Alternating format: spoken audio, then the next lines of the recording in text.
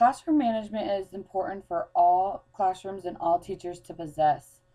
I would start off the school year making classroom rules with my children. I think the children should be involved so they have a feeling of self worth and so that they also understand the rules and why we have the rules. The rules would then be posted in the classroom and they would be reviewed when needed. The next thing I would use for classroom management is picture card reminders. Some children need visual reminders to help reinforce rules. I would carry these cards around and use them as needed. If I had an associate or volunteer in my classroom, I would make sure that they also had a set of these picture cards.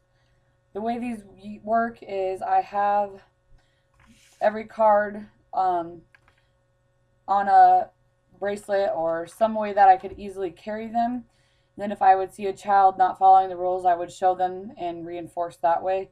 So for example, if a child was running across the classroom and one of our rules was to use walking feet, I would walk over to the child, show them the picture card, and say we use walking feet in the classroom.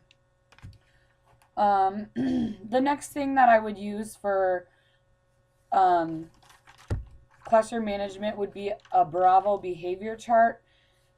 This chart is used when a student is seen being good or following directions. There are many different types of charts. This is one that I might start out with. It just has different boxes. And then if I would see a child following directions or anything like that, I would instruct them to color in one of their boxes. When all of their boxes are full, they get some sort of prize, which would be just some inexpensive thing like a pencil, an eraser, or something of that nature.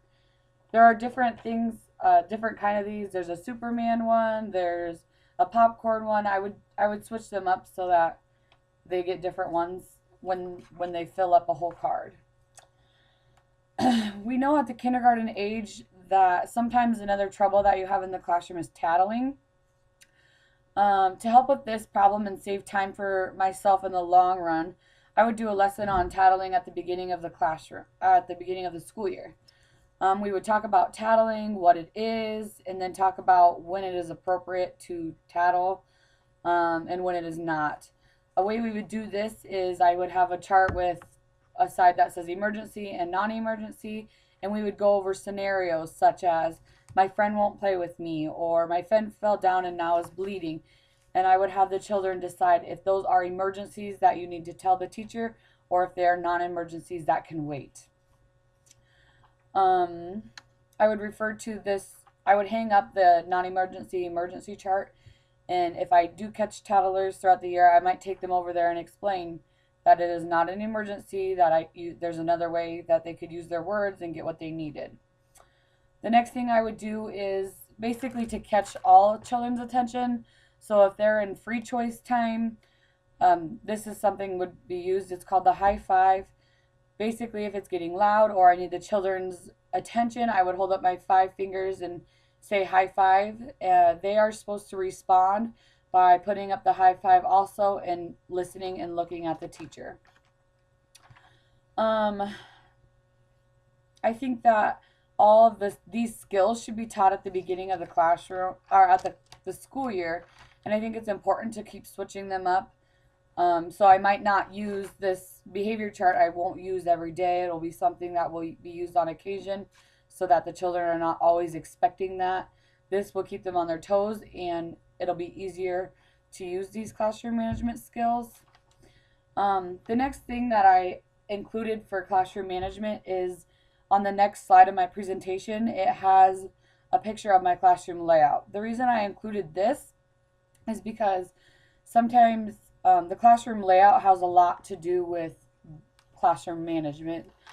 The reason I say this is because the way you set your room up is it can either help or harm with your management.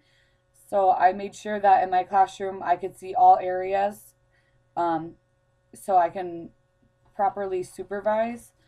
I also made sure that the flow was good so that when we were transitioning, we don't have a bunch of children running into each other and causing problems that way.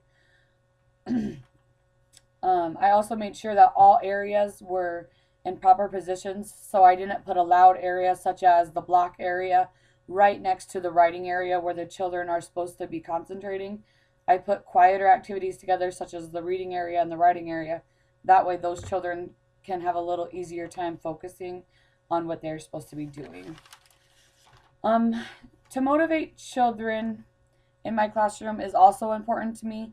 I think there's a lot of different ways to motivate, and one that I would use is really reinforcing their good behaviors or things that they have done well, such as if I see a child following directions, I might say, "Good job, thank you for listening," or something like in that manner. That way, they know that I care, and they will be motivated to follow my directions in the future. Um, Another thing that's important with classroom management is with motivation is goals. The way I would like to do this is I'd like to have goals for our whole classroom, and I would like to have individual goals for each child. And I think that for some of the goals, the children could be involved with either making or obtaining. So if I have a child that is learning the sounds of the alphabet, um, I might have them sit with me and we would come up with a goal together. So, for example, maybe we would set a goal such as by a certain date, they will know 10 letter sounds. And then that way, when we look back on these goals and they can see that they've progressed, they are feeling motivated. Or if we need to make it higher, they will be motivated to reach that goal in the future.